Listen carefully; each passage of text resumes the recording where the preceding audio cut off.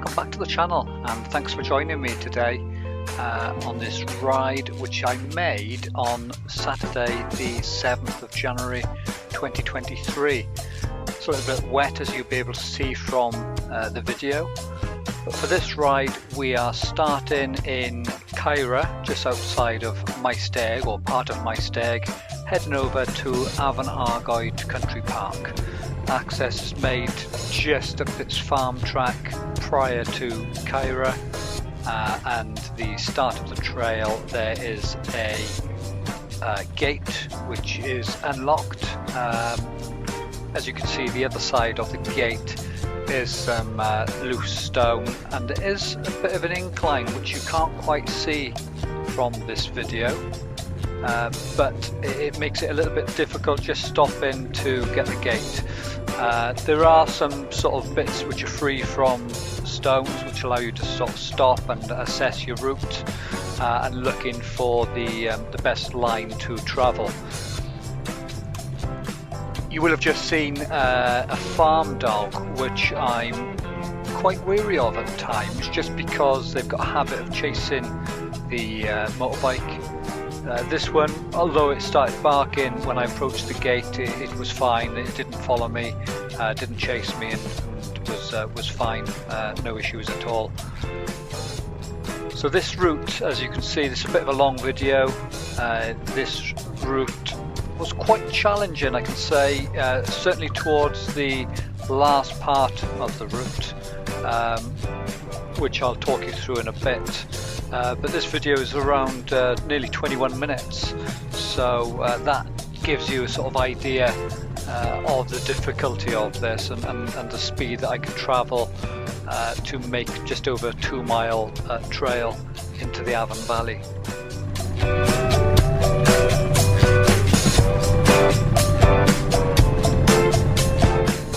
So we've had a fair bit of rain over the last few days, but it's fine. The ground is pretty hard. There's a bit of twisting from the back end of the bike just as we go through these muddy sort of puddles, but the ground is pretty firm underneath the puddles, so no particular issues in this section here.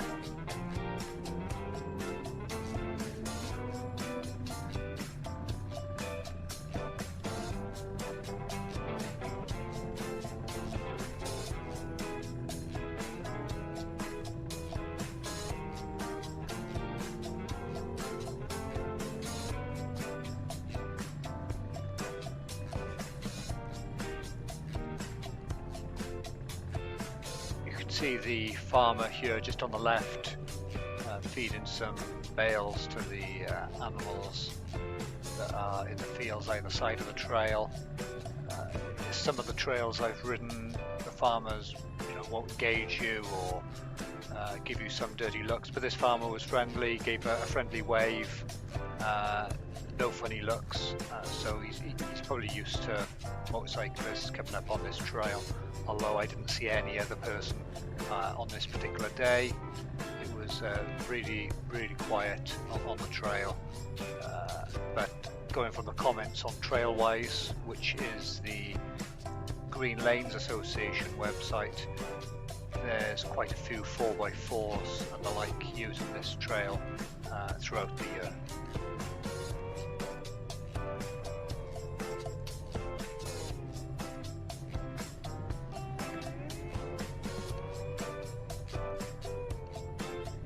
If you're not a member of the Green Lanes Association, I can thoroughly recommend the membership fee. I think it's just over £1 a week, and that gets you use of the Trailwise 2 website, which contains all of the routes that I put in my videos. The SS number that you would have seen on this Byway at the beginning of the video is directly from that website, so you can refer to that website via the number that I posted at the beginning of this video.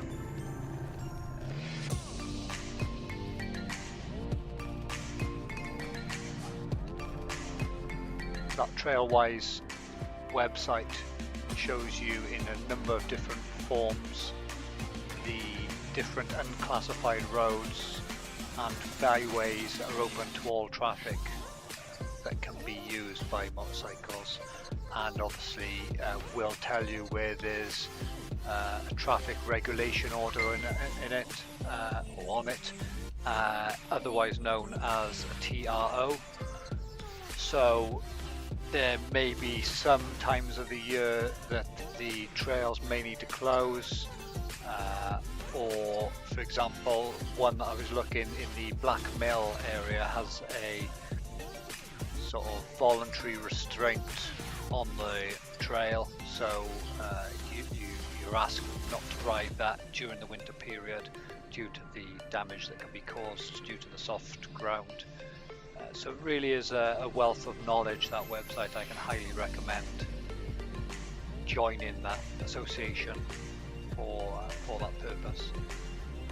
If you're also looking to ride trails throughout South Wales, take a look at the South Wales Himalayan Owners Group on Facebook. Although it's obviously called the Himalayan Owners Group, you don't need to own a Himalayan to actually join that group. You can go on any motorcycle. You are more than welcome, and we do have regular group rides advertised on that website. The only stipulation is if you join any of the rides, your motorcycle must be road legal in order to ride these trails, which are made up of unclassified roads and byways open to all traffic, also referred to as boats. So your motorcycle or 4x4 must have road tax, insurance and a valid MOT, and must be displaying a registration plate and be in a roadworthy condition. Not that any of us would be checking, but we'd rather you not ride with us if your vehicle's unroadworthy, because we don't want to get stopped by the police and have our sort of leisure time wasted. So just the one rule really, make sure your bike's in order.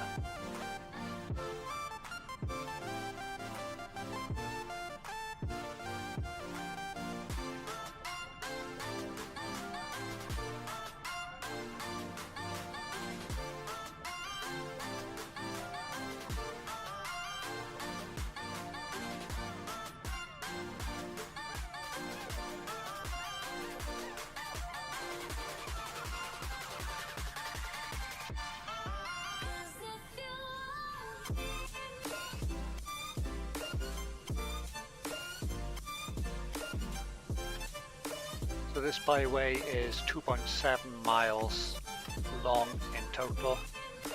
I think it would be a lot easier to ride this when it's dry, so certainly in the summer months, although as we drop down into the Afan Valley, you see that there's been a fair bit of the left side of the trail as we head down that has been washed away, and some of the ruts in there certainly very deep, you know, up to 1 meter depth difference between the left hand rut and the right hand rut, making it fairly difficult.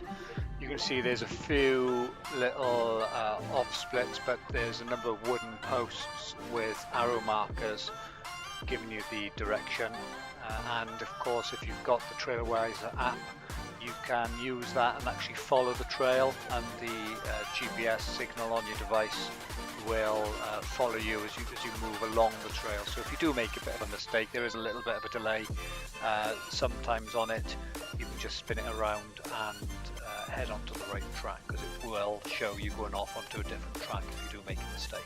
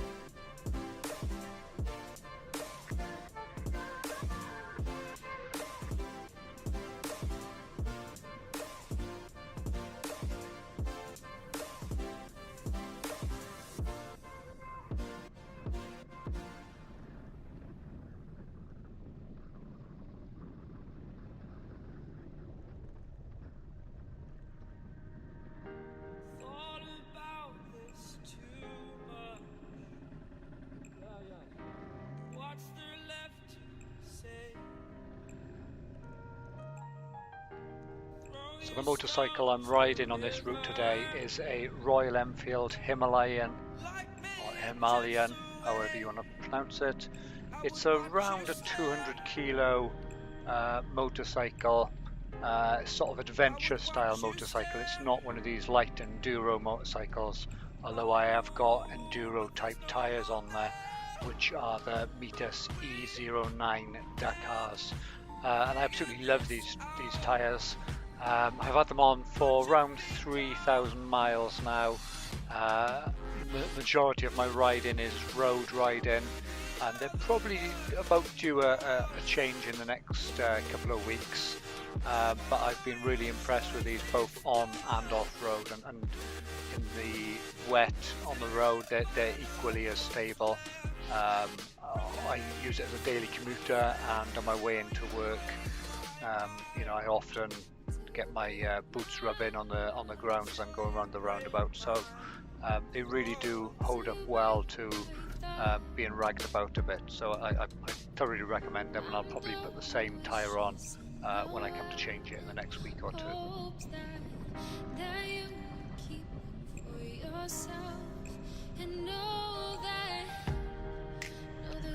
A time when we never let go, never let go.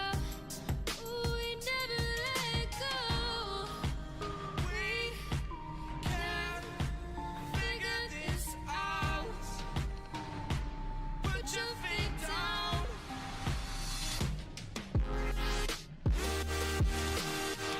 We are the lucky ones. Follow your choices instead. Terrified of what's left. Remain upset until you break my mind. Until you break my heart. Until you break my thought. These sticks and stones will break. So now and then you'll see me just stop.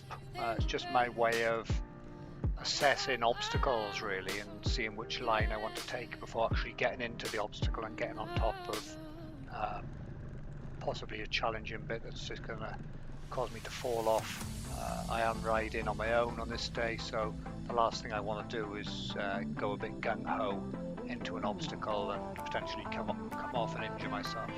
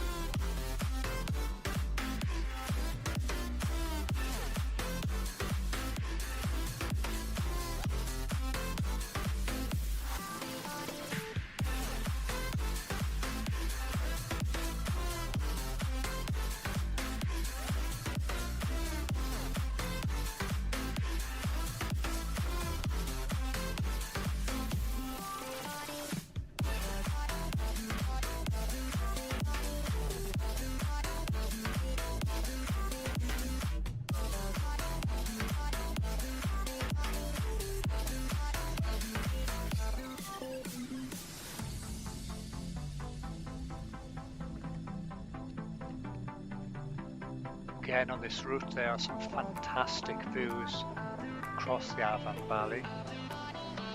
It's really worth just taking a moment and stopping and have a look at the view across the valleys.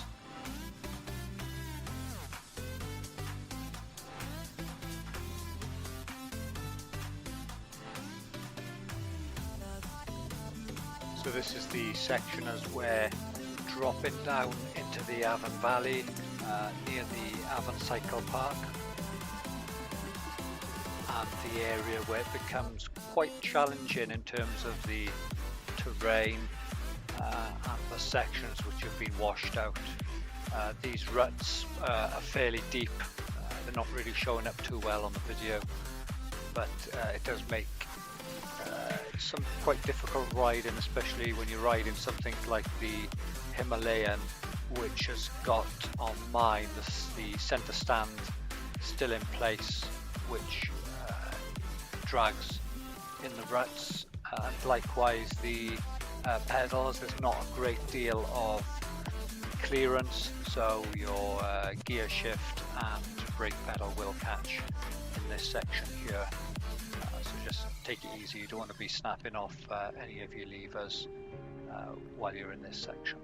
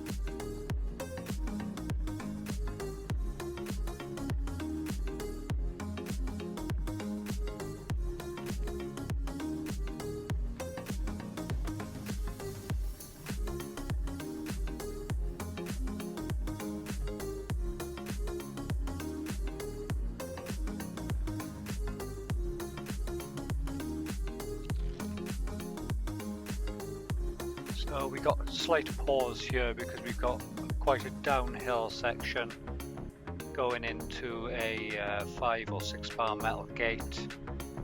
So I'm just thinking to myself, how am I going to open this gate and stop the bike from slipping down? But it's fine, you can stop. I did have to leave it in gear and get it on the side stand in a good position before getting off to open the gate and proceed through. But that section we've just passed through, as I've said, it's plenty wide enough for 4x4, but you will have a good lean on the vehicle, which will make some interesting driving. So this section now just leads into the Afan Valley bike sort of area. Plenty of trails here for mountain bikers. It's a really good centre. I've cycled up here quite a number of times. Different grades of trails for mountain bikes and some really children-friendly trails for you to take your children and family if you want to do that sort of thing. There's also, if you're in a group here, a nice little cafe there, and a really nice smell of food actually as I came through this area. But that's about it. We're coming to the end of the trail now, meets the main road in the Afan Valley. If you've enjoyed this video, then please do subscribe, and as always, if you've got any questions, just pop them in the comments.